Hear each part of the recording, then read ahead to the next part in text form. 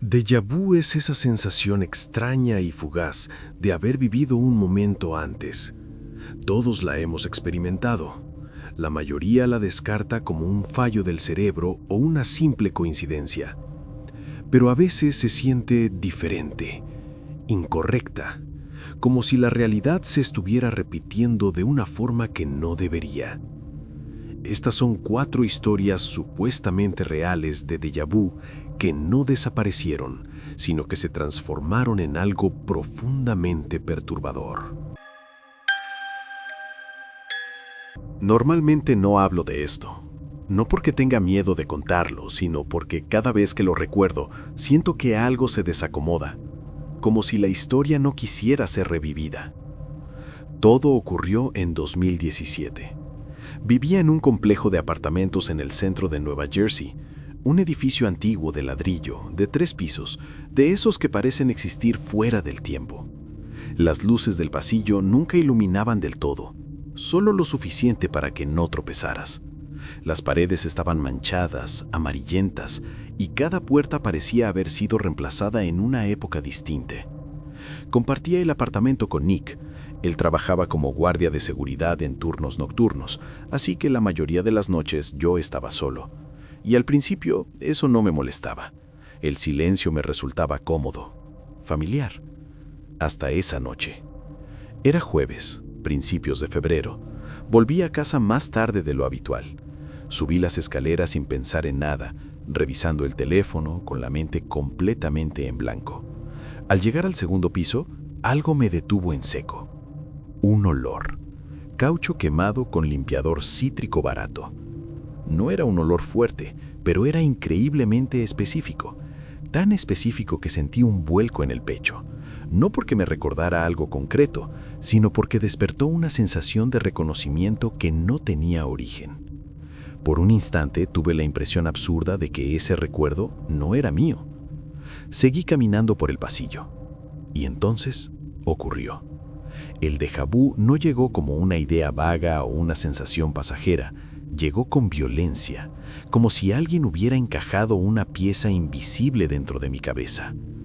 Cada paso que daba se sentía ensayado, medido, exacto. Me detuve a poco más de 1 metro de la puerta de mi apartamento, no porque quisiera hacerlo, sino porque supe que debía hacerlo. En ese momento lo entendí todo. La luz sobre mi cabeza parpadearía 2 veces. Desde el piso de abajo, una mujer gritaría algo ininteligible y luego se reiría, y al fondo del pasillo, algo pesado caería al suelo con un golpe metálico. No era una suposición, no era una anticipación, era un recuerdo. La luz parpadeó. 1 vez, 2 veces. La risa llegó amortiguada, distorsionada por las paredes. Y entonces, el golpe. Seco, metálico, exactamente como lo había sabido. Me quedé inmóvil, con la llave suspendida frente a la cerradura. No sentí miedo, todavía no, solo una confusión profunda, casi clínica. Pensé que estaba cansado, que mi cerebro había conectado eventos aleatorios y les había dado un significado que no tenían. Esa noche dormí mal. La noche siguiente estaba sentado en el sofá, viendo televisión, comiendo comida china recalentada. Nada fuera de lo normal. Hasta que, sin razón aparente, supe lo que iba a decir un personaje antes de que lo dijera. No el sentido general de la escena, las palabras exactas, el tono, las pausas. Las repetí en voz baja y la televisión las confirmó. Después supe que mi teléfono vibraría. ¿Y vibró? Al principio me reí, me dije que estaba sugestionado, pero durante los días siguientes empezó a ocurrir con más frecuencia. No con grandes eventos, sino con detalles pequeños e íntimos. Sabía el momento exacto en que Nick me escribiría. Sabía cuando el perro del vecino empezaría a ladrar. Sabía a qué segundo pasaría un coche con la música demasiado alta. Empecé a escribirlo todo. Pensé que si fallaba una sola vez, todo volvería a la normalidad. No fallé. Nunca.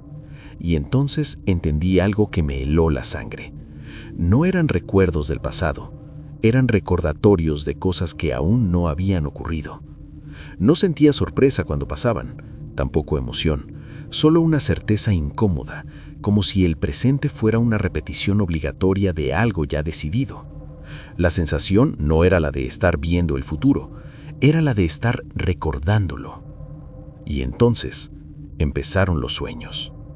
Los sueños empezaron sin aviso, como si siempre hubieran estado ahí y yo recién hubiera aprendido a notarlos. Siempre empezaban igual. Yo estaba acostado en mi cama, en la misma posición en la que dormía cada noche. La habitación estaba oscura, pero no completamente. Entraba una luz tenue por la ventana, suficiente para distinguir los contornos de los muebles, las sombras suaves en las paredes. Entonces, la puerta se abría. No de golpe, lentamente. Nick entraba.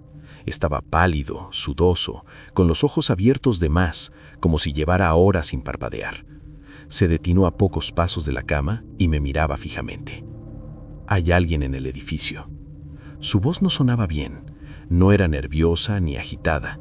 Era plana, vacía, como si alguien hubiera grabado esa frase y la estuviera reproduciendo sin emoción. Yo le preguntaba quién. Nick no respondía, solo me observaba. Ese sueño se repitió cada noche, sin cambios, sin variaciones, siempre la misma iluminación, el mismo tono de voz, el mismo silencio después de la frase. Con el tiempo dejé de despertarme asustado. Empecé a sentir algo peor, familiaridad, como si el sueño también fuera un recuerdo. Una madrugada me desperté antes de que ocurriera. No miré el reloj, no lo necesitaba, mi cuerpo ya sabía la hora. 3:12 de la mañana. Escuché la puerta abrirse. Nick estaba ahí, pálido, sudoso. Hay alguien en el edificio. Las mismas palabras, el mismo tono. Por un segundo me quedé sentado, incapaz de moverme, tratando de convencerme de que todavía estaba soñando. Pero el aire se sentía distinto, más pesado, más real. Tomé un bate que tenía apoyado contra la pared y salimos al pasillo. Las luces parecían más débiles que nunca. El zumbido eléctrico era constante, casi hipnótico. Caminamos despacio, atentos a cualquier sonido. No había nadie, ningún ruido, ninguna señal de intrusión. Pero algo estaba mal. Las sombras no se movían de la forma correcta, no seguían la lógica de la luz. Algunas parecían retrasarse, otras parecían anticiparse. Llamamos a la policía. Registraron el edificio. No encontraron nada. Dijeron que probablemente alguien había entrado y salido o que simplemente habíamos imaginado cosas. Cuando se fueron, el pasillo volvió a quedarse en silencio. Esa misma noche le conté a Nick sobre los sueños. No me interrumpió, no se rió, no intentó racionalizarlo. Cuando terminó, me miró fijamente y dijo: «Yo también los he tenido». No pregunté nada más. Él tampoco. Nunca volvimos a hablar del tema. Esa fue la última noche en la que experimenté déjà vu de esa forma. No volvió a ocurrir, no con esa intensidad, no con esa claridad. Pero desde entonces a veces siento destellos, un olor que no debería estar ahí, un sonido que parece llegar antes de producirse, una imagen que se instala en mi mente sin explicación. Y cada vez que ocurre, me invade la misma pregunta. ¿Y si la memoria no va hacia atrás? ¿Y si no recordamos el pasado, sino otras versiones del presente? He empezado a pensar que el tiempo no es una línea, que es más bien un conjunto de capas superpuestas, como papel tapiz viejo, donde una capa se filtra en otra. Y quizá, en algunos lugares, esas capas son más delgadas. Quizá ese pasillo era uno de esos lugares. Una grieta. Me mudé 6 meses después de esa noche. No por una razón concreta, solo sentía que no debía quedarme. He pasado frente a ese edificio varias veces desde entonces y siempre siento lo mismo. Un tirón, una presión en el pecho, como si algo me estuviera esperando. No una persona, no una presencia, una decisión, una que aún no he tomado en esta versión de mi vida. Y cada vez que pienso en ello, tengo la inquietante sensación de que estoy cada vez más cerca de recordarla. Mi nombre es Ryan.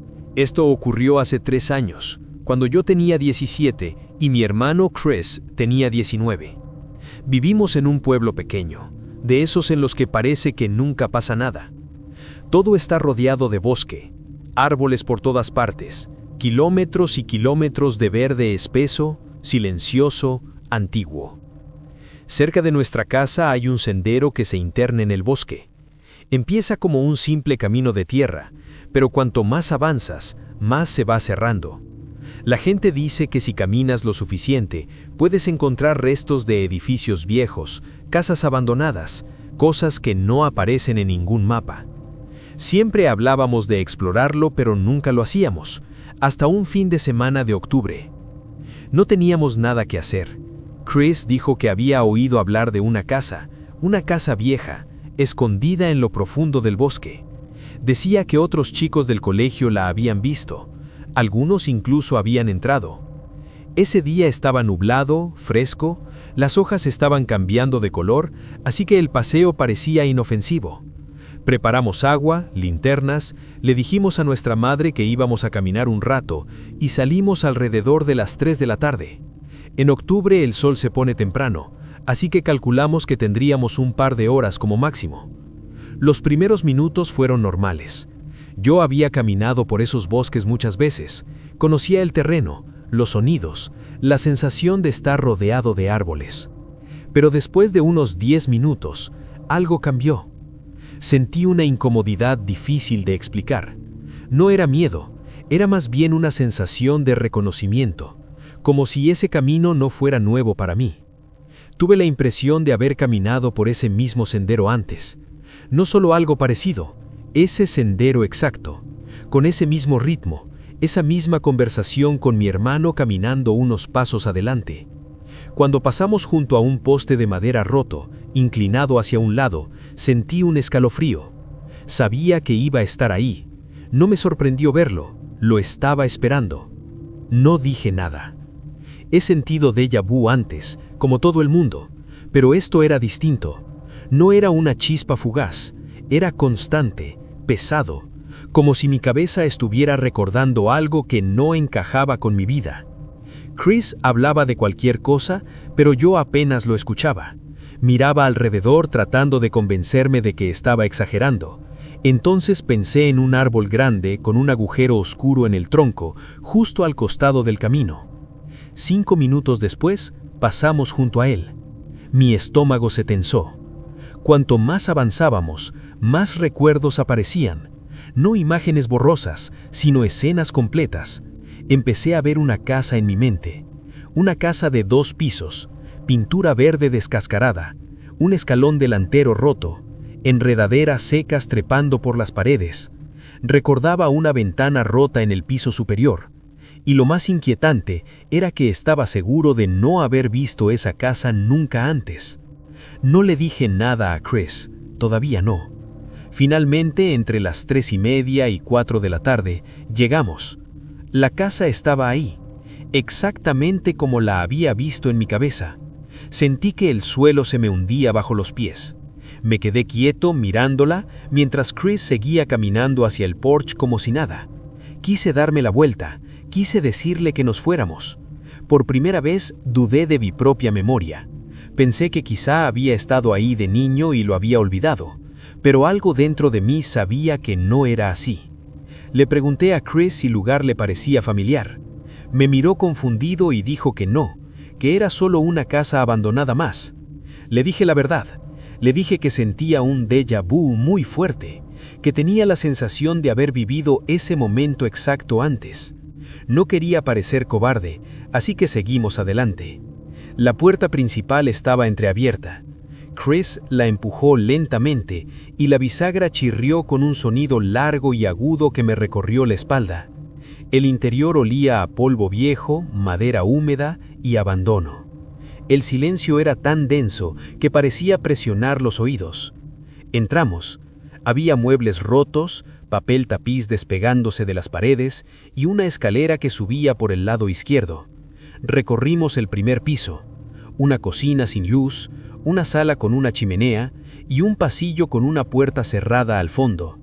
Durante todo ese tiempo sentí una presencia, como si alguien nos estuviera observando. Chris comentó que el lugar era inquietante. Yo asentí, y entonces dije algo sin pensarlo. Recuerdo haber estado aquí antes. Chris se detuvo y me miró. ¿Qué quieres decir? No planeaba decirlo.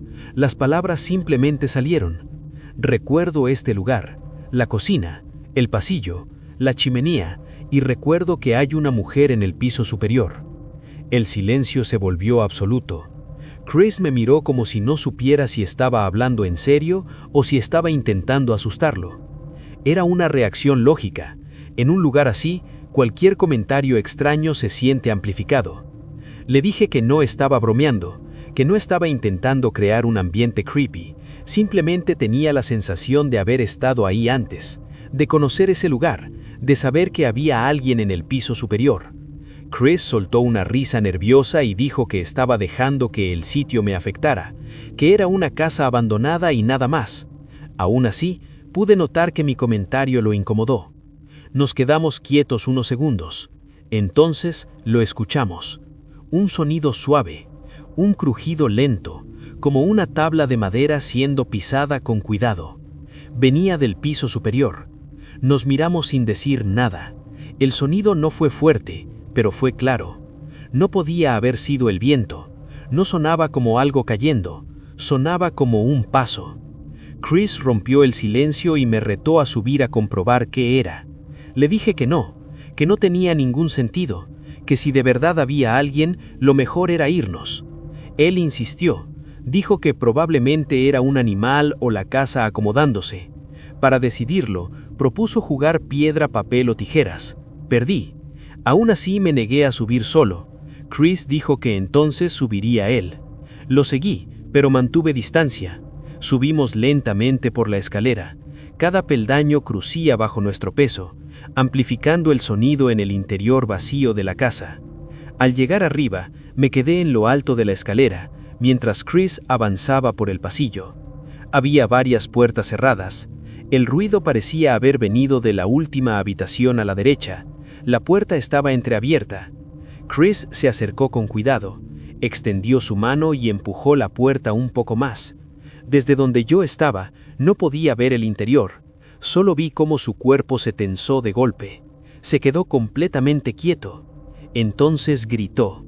No fue un grito largo, fue un grito seco, lleno de pánico. Se dio la vuelta bruscamente, casi me empujó escaleras abajo y gritó una sola palabra: ¡corre! No pregunté nada. Bajamos los escalones de 2 en 2, atravesamos la planta baja y salimos por la puerta principal. No nos detuvimos hasta llegar al sendero, y aún así seguimos corriendo. Cuando por fin nos detuvimos, estábamos doblados, intentando recuperar el aire. Mi corazón latía tan fuerte que apenas podía escuchar nada más. Le pregunté qué había visto.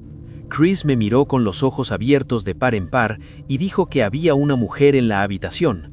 Estaba de pie, inmóvil, mirando por la ventana, como una estatua. Le pregunté cómo era. Dijo que lo único que recordaba con claridad era su cabello, gris, tirando a blondo, a la altura de los hombros. Entonces empezó a hacerme preguntas. Me preguntó cómo sabía que habría una mujer arriba, cómo podía haberlo dicho antes. No supe qué responder. Durante días pensé que quizá Chris me devolvió la broma, que creyó que intentaba asustarlo y decidió seguirme el juego, pero nunca lo admitió, nunca sonrió, nunca cambió su versión. Insistió durante semanas, durante meses, incluso hoy, años después, sigue diciendo lo mismo. Parte de mí sabe que existe la posibilidad de que todo haya sido una coincidencia, pero otra parte, una que no puedo ignorar, sabe que escuchamos ese sonido desde el piso superior. Algo o alguien estaba ahí.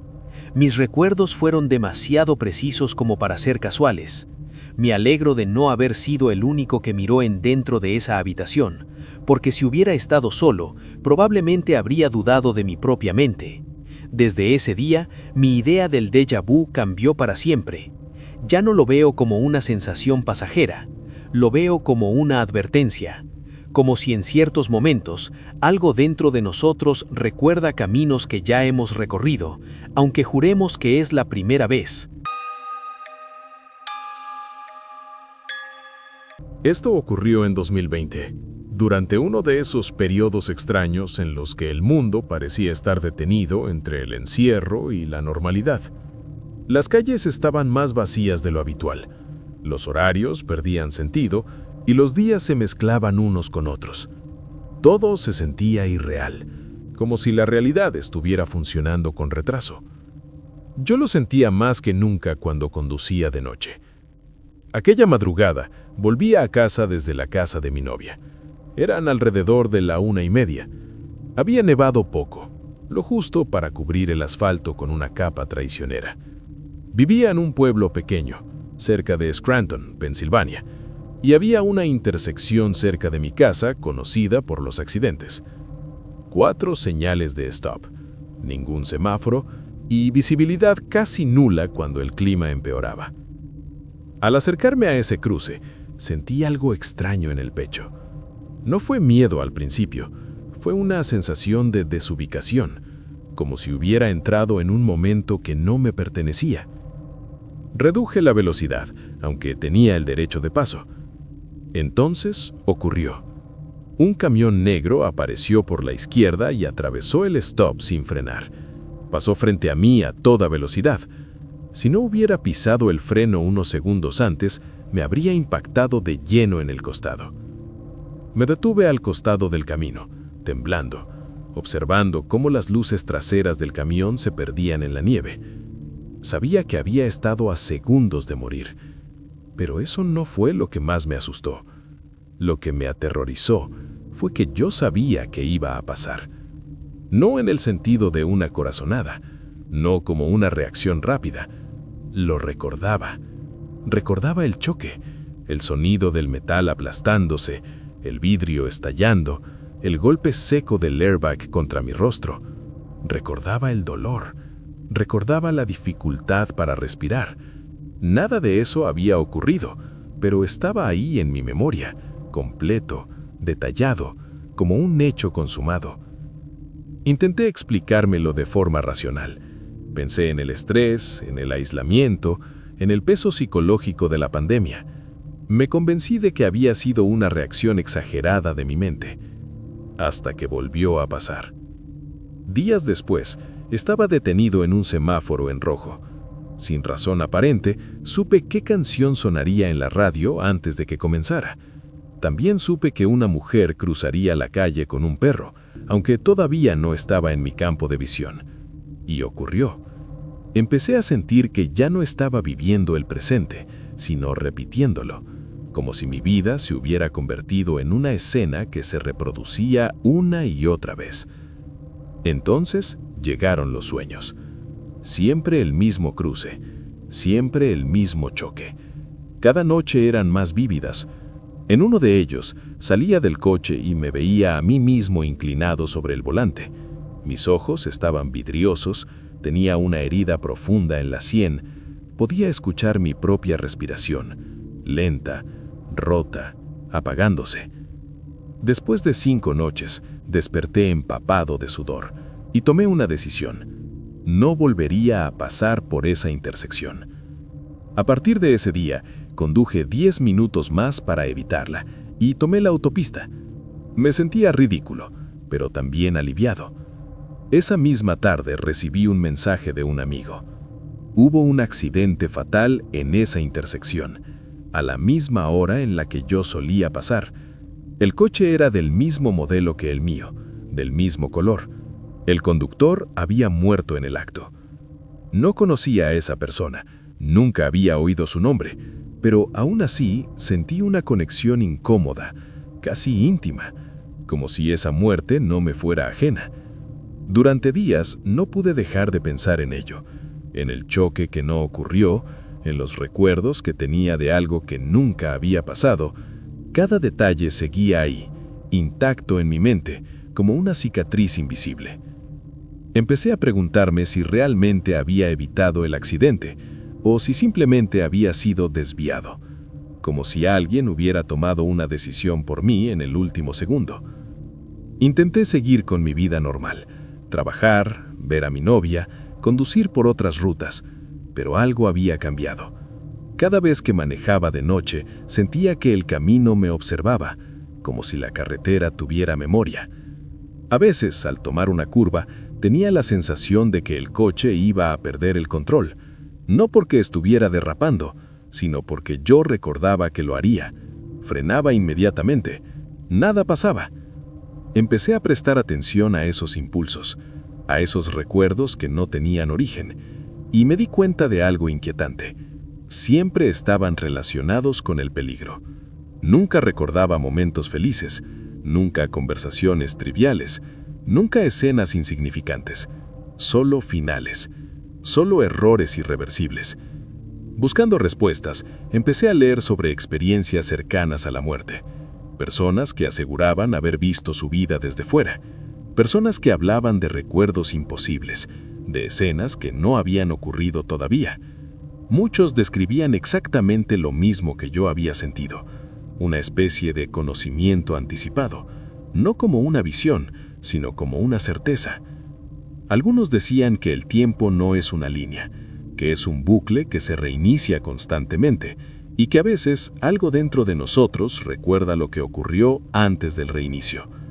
Otros hablaban de deslizamientos, de conciencias que saltan de una posibilidad a otra cuando el cuerpo no sobrevive. No sé qué creer. Solo sé que desde ese día, el déjà vu dejó de parecerme algo inocente. Dejé de verlo como un fallo del cerebro. Para mí, se convirtió en una señal, una advertencia. Tal vez cada vez que evitamos un accidente, no es suerte. Tal vez ya lo vivimos. Tal vez ya morimos ahí, en otra versión de la historia, y algo dentro de nosotros se niega a aceptar ese final. No he vuelto a sentir un déjà vu tan intenso como aquel, pero algunas noches, cuando conduzco solo y la carretera se siente demasiado familiar, bajo la velocidad sin saber por qué. Y mientras lo hago, no puedo evitar pensar que quizá no estoy recordando el pasado, quizá estoy recordando cómo terminó todo, la última vez. Antes de trabajar en tecnología, pasé casi 2 años haciendo turnos nocturnos en una residencia de cuidados prolongados en el norte del estado de Nueva York. Era un lugar antiguo, un poco descuidado, pero funcional. Pasillos largos, iluminación tenue y ese silencio constante que solo existe de noche, cuando todos duermen y el tiempo parece moverse más lento. La mayoría de los residentes eran simplemente ancianos que necesitaban ayuda. Algunos tenían Alzheimer o demencia avanzada, pero otros estaban completamente lúcidos. Entre ellos estaba Miss Adelaide. Tenía 87 años. Era tranquila, educada, y casi siempre estaba consciente de dónde estaba y quién era yo. Pasaba la mayor parte del tiempo sola. Nadie la visitaba. En su mesa de noche tenía una fotografía vieja de un niño pequeño que ella llamaba su nieto, aunque nadie en el personal tenía constancia de que tuviera familia.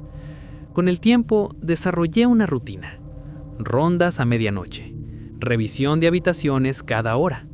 La mayoría de las noches no pasaba nada fuera de lo normal. Excepto con Miss Adelaide. Cada tanto, al entrar en su habitación, la encontraba despierta, acostada boca arriba, mirando el techo y tarareando una melodía lenta y extraña. No era una canción que yo reconociera, no tenía letra, solo una secuencia de notas repetidas, casi hipnóticas. Una noche, alrededor de las 2:25 de la madrugada, la encontré sentada en la cama, con los ojos bien abiertos. Le pregunté si necesitaba algo. Ella me miró sin parpadear y dijo: «Ya me preguntaste eso». Me reí nerviosamente y le dije que quizá lo estaba recordando de un sueño. Ella negó con la cabeza. «Me lo preguntas todas las noches, pero esta es diferente». Sentí una incomodidad inmediata, como si hubiera dicho algo que no debería. Le ofrecí agua. Dijo que no. Antes de que saliera de la habitación, añadió: «Deberías recordar esta parte». Informé a mi supervisora, que lo atribuyó a confusión nocturna, algo común en pacientes de su edad. La noche siguiente ocurrió lo mismo. Las mismas palabras, el mismo tono, la misma hora. Y la noche después de esa, también. En la tercera noche, Miss Adelaide murió. Falleció mientras dormía, cerca de la 1:50 de la madrugada. Cuando fui a hacer la ronda, su cama ya estaba hecha.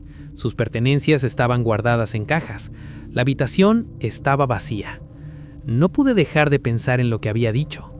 Días después, revisé archivos antiguos del centro. Notas de turnos nocturnos, reportes archivados, observaciones médicas. Y encontré algo inquietante. Otros empleados habían escrito cosas similares sobre ella, años atrás. Siempre de noche, siempre cerca de las 2 de la madrugada. Repetía frases exactas, predecía acciones, adivinaba horarios. Una anotación de 2013 decía que Miss Adelaide le había dicho a una enfermera: «Recuerdo esta versión, siempre tomas tu descanso a las 3:07». La enfermera había mirado su reloj y eran las 3:07. No sabía qué pensar. No creo en fantasmas, nunca lo he hecho, pero aquello no se sentía paranormal. Se sentía mecánico, como un error, como un bucle, como si Miss Adelaide estuviera atrapada observando su vida repetirse, consciente de cada vuelta, esperando que algo cambiara antes del final. Ahora trabajo detrás de un escritorio. Mi vida es normal, pero a veces todavía siento oleadas de déjà vu, y cuando ocurren, me detengo.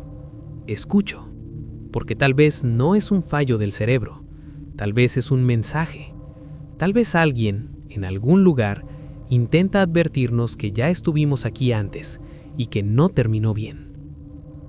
A veces, cuando estoy a punto de dormirme, creo escuchar ese mismo tarareo suave en mi cabeza, y no puedo evitar pensar en Miss Adelaide, en lo que vio, en lo que recordó, y en cuántas veces tuvo que vivirlo. Después de su muerte, el ala oeste de la residencia quedó extrañamente silenciosa. No el silencio habitual de la noche, sino uno más denso, como si el edificio mismo estuviera esperando algo. Me asignaron cubrir esa zona durante la semana siguiente. La habitación de Miss Adelaide permaneció cerrada varios días. Nadie la ocupó. Aún así, en mis rondas nocturnas siempre me detenía frente a esa puerta. No por miedo, por costumbre, como si algo en mí supiera que todavía debía hacerlo. Una madrugada, cerca de las 2, escuché el sonido. Era bajo, apenas perceptible, un tarareo. Venía del fondo del pasillo. Me quedé quieto, conteniendo la respiración. Sabía perfectamente qué melodía era, no porque la recordara conscientemente, sino porque mi cuerpo reaccionó antes que mi mente. La piel se me erizó de inmediato. Avancé despacio. Cada paso hacía el sonido más claro, más definido, hasta que me di cuenta de algo imposible. Provenía de la habitación de Miss Adelaide. La puerta seguía cerrada. La habitación estaba vacía, lo sabía. Aún así, apoyé la mano en la manija. El tarareo se detuvo. Abrí. No había nadie, solo la cama, perfectamente hecha. La luz del pasillo entraba débilmente proyectando sombras largas sobre el suelo, pero en la mesa de noche había algo que no debería estar ahí. La fotografía. La misma foto vieja del niño pequeño, que ella llamaba su nieto, aunque nadie en el personal tenía constancia de que tuviera familia. La tomé con cuidado. La había visto muchas veces antes, pero esa noche noté un detalle nuevo. En el reverso, escrito con letra tremulosa, había una fecha. La fecha del día siguiente. Mi estómago se contrajo. Guardé la foto y terminé el turno en silencio. No se lo dije a nadie. Sabía que nadie me creería. Yo mismo apenas podía aceptarlo. Esa noche no dormí. Al día siguiente, Miss Adelaide apareció en mi mente de forma inconstante. No como un recuerdo triste, sino como una presencia insistente, como si me estuviera empujando a entender algo que había pasado por alto. Volví a revisar los archivos. Más atrás aún, décadas. Encontré registros de residentes que habían ocupado esa misma habitación desde los 80s. Algunos nombres se repetían en anotaciones extrañas, frases casi idénticas, comentarios sobre recuerdos imposibles, advertencias vagas, observaciones sobre horarios que aún no ocurrían. Y todos, absolutamente todos, morían alrededor de la misma hora. entre la 1:50 y las 2:20 de la madrugada. Empecé a preguntarme si la habitación no estaba observando a las personas, sino al tiempo, como si ahí dentro algo se desajustara, como si el final se filtrara antes de ocurrir. Mi último turno en esa residencia fue una semana después. Al salir, pasé una vez más frente a la habitación. La puerta estaba abierta, vacía, oscura. Por un momento pensé escuchar una voz detrás de mí. Esta es diferente. No me giré. Salí del edificio y no volví nunca más. Hoy, años después, todavía miro el reloj cuando se acerca esa hora. No importa dónde esté, no importa qué esté haciendo. A veces siento que algo está por a punto de repetirse, que alguien en algún punto del ciclo se da cuenta antes del final. Tal vez Miss Adelaide no estaba confundida, tal vez estaba despierta, cuando los demás solo recordamos fragmentos. A veces, cuando estoy a punto de dormirme, creo escuchar ese mismo tarareo suave en mi cabeza, y no puedo evitar pensar en Miss Adelaide, en lo que vio, en lo que recordó, y en cuántas veces tuvo que vivirlo.